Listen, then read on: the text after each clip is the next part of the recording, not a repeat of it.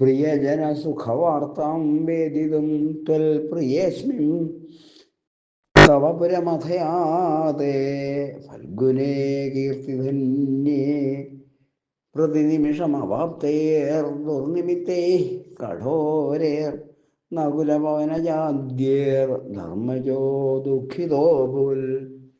പിന്നീട് കീർത്തിധന്യനും നിന്തിരുവടിക്ക് പ്രിയങ്കരനുമായ ആ അർജുനൻ പ്രിയപ്പെട്ടവരുടെ സുഖവാർത്ത അറിയുന്നതിനായി നിന്തിരുവടിയുടെ പുരത്തിലേക്ക് പോയി.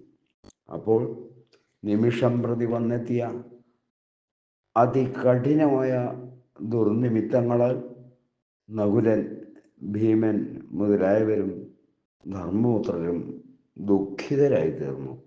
സർവത്ര ഗോവിന്ദനാമ സങ്കീർത്തനം. ഗോവിന്ദ ഗോവിന്ദ.